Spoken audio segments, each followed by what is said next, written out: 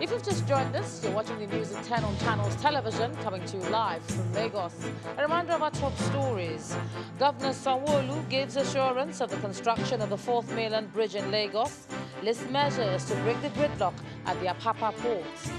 Electricity Workers Union pickets Ministry of Power, locks minister and staff out of building as House of Representative members summon ministers of Power and Labour with a planned strike by the workers. Federal government orders investigation of the invasion of the Federal High Court Abuja by officers of the Department of State Services. And Myanmar's leader Aung San Suu Kyi defends her country against claims of genocide at the UN International Court of Justice at The Hague.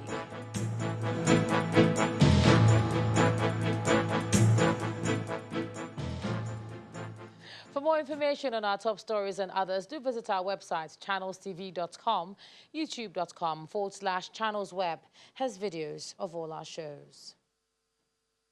Now let's take another look at some legal matters now. And Faisal Abdul Rashid Maina, the son of Mr. Abdul Rashid Maina, a former chairman of the Pension Reform Task Team, will now be in Kuje prison after weeks in custody of the police. Justice Okonabang of the Federal High Court today ordered his transfer, which was at the request of Faisal's lawyer, who made an application praying the court to move his client to Kuje prison. He was arraigned on October the 25th on 3 counts of money laundering and illegal operation of an account. Meanwhile, at the trial of Mr. Abdul Rashid Maina, a prosecution witness, Fatima Abdullahi, told the Federal High Court that she was not aware of the companies and bank accounts opened in her name by her brother, Mr. Abdul Rashid Maina.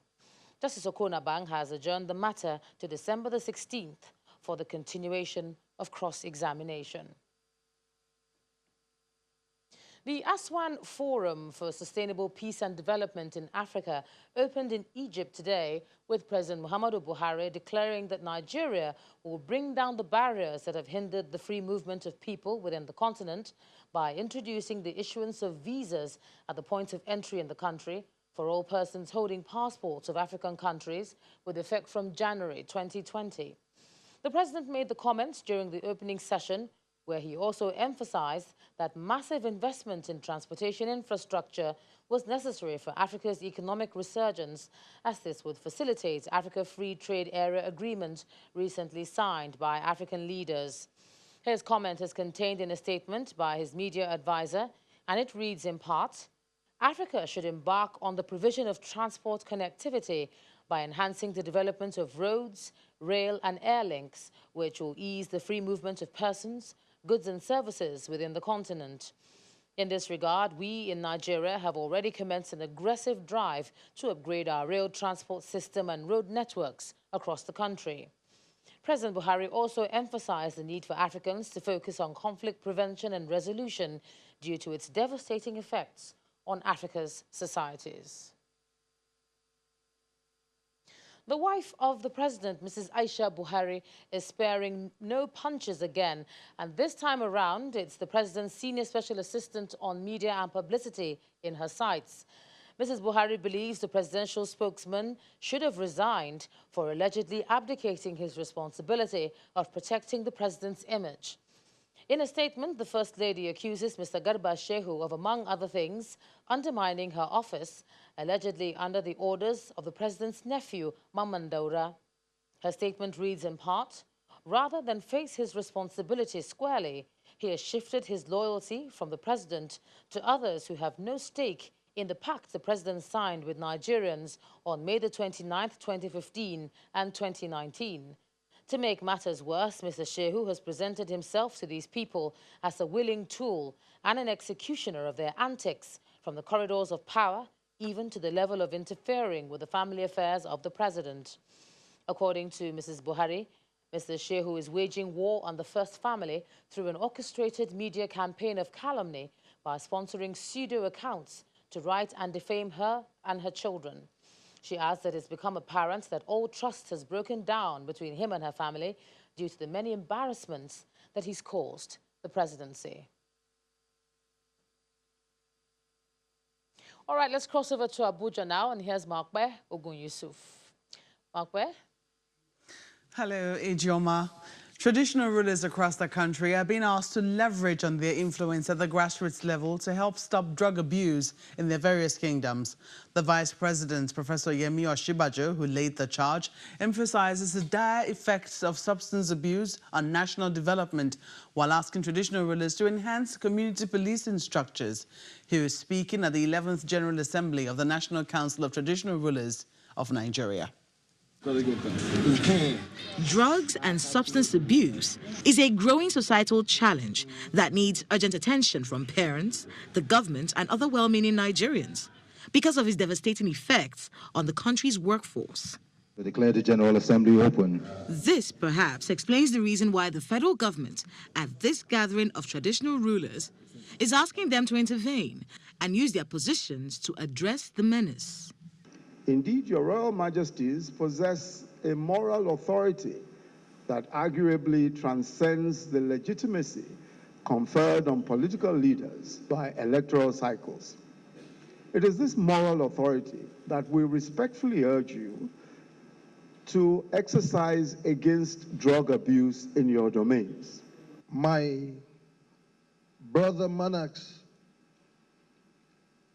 it's about time for us to realize that our role is beyond sitting in our various kingdoms. The unity of this country is in our hands. We all know the good, the bad, and the ugly in our various kingdoms. We should work towards how our country can be a better country. According to the National Drug Law Enforcement Agency, an estimated 14.3 million people, including women and young teenagers, are using hard drugs in Nigeria. The highest number of substance abusers come from the southwest, and Lagos is worst hit with 33% prevalence rate. A similar survey by the United Nations Office on Drugs and Crime in 2018 reveals that 1 out of 4 drug users in Nigeria is a woman. 10.6 million abused cannabis, 2.4 million abused cough syrup, another 92,000 people abused cocaine, while 481,000 abused tranquilizers.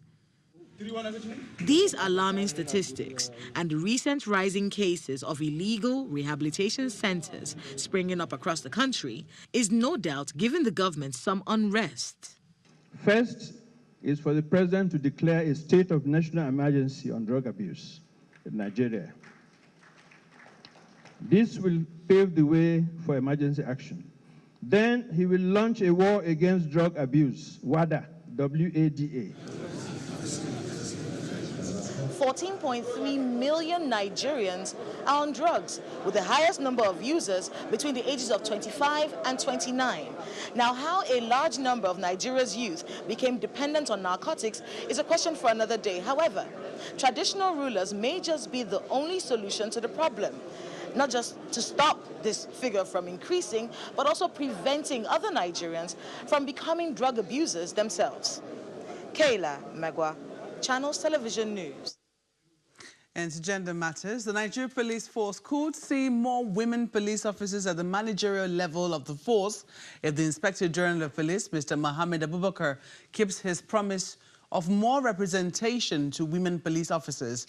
The move, according to him, is expected to promote gender balance and accord female police officers the opportunity to serve the masses better.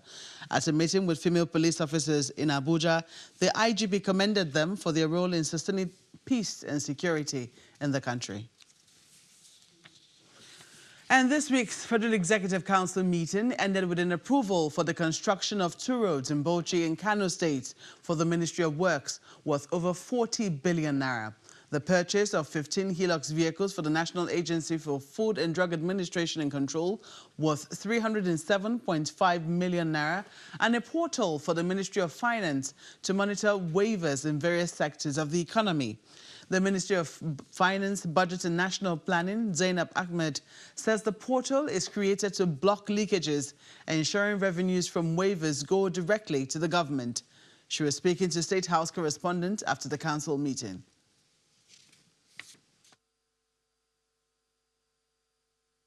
In the process of these exemptions, For a couple of years, we realized that government was actually ceding quite a significant amount of revenue through this process.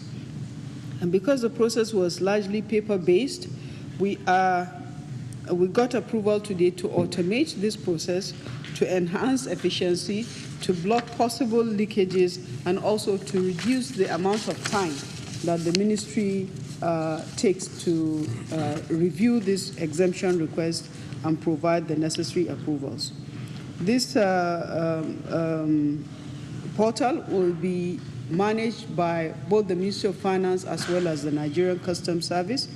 The vehicle identification number, that is the VIN database, will be available for any user to access to find out information on vehicles. On our own part, on the IDEC component, we'll be able to see how much waivers have been granted to which sectors, and also track the performance of those waivers and reduce the costs subsequently for government. When the News at 10 returns, OPEC Secretary General Mohamed Barkindo recommends solutions to reduce impact of global warming at the ongoing United Nations Climate Change Conference in Chile. Do join us again.